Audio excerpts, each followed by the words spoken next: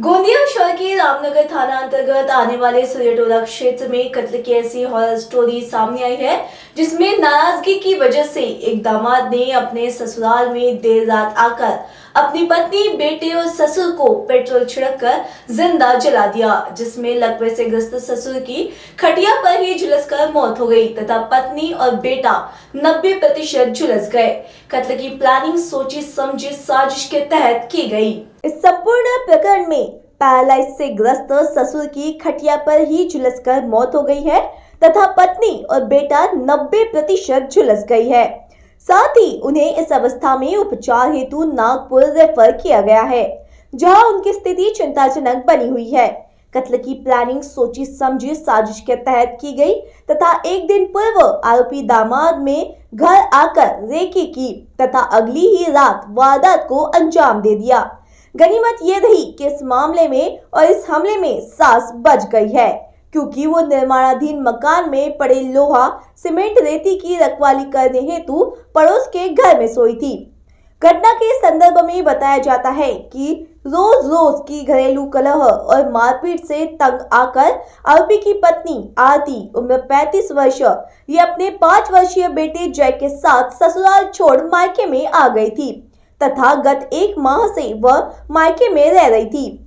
घटना रात 12:15 बजे की बताई जाती है, जहां सूर्यटोला पावर हाउस से कुछ दूरी पर रेल पटरी के निकट एक कच्चे मकान से आग की लपटें उठती पड़ोसियों ने देखी, जिसकी जानकारी पुलिस कंट्रोल रूम को देते हुए आस पड़ोस के लोग पानी का छिड़काव कर आग बुझाने में जुट गए। इस दौरान चारों तरफ चीख पुकार मची थी। रामनगर पुलिस घटनास्थल पर पहुंची। मकान बुरी तरह जल चुका था। छपरी में सोए लकवाग्रस्त व्यक्ति देवनंद की भी मौत हो चुकी थी तथा मकान के भीतर मूर्छित अवस्था में पड़े आरती और जय को तत्काल उपचार हेतु अस्पताल ले जाया गया, जहां से उन्हें नागपुर रेफर कर दिया गया।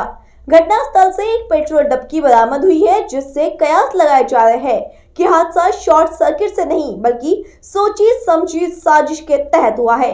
मृतक देवानंद की पत्नी ममता का कहना है कि दामाद ने वारदात को अंजाम दिया है। हमने इस प्रकरण को लेकर रामनगर थाना प्रभारी संदेश केंजले से बात की।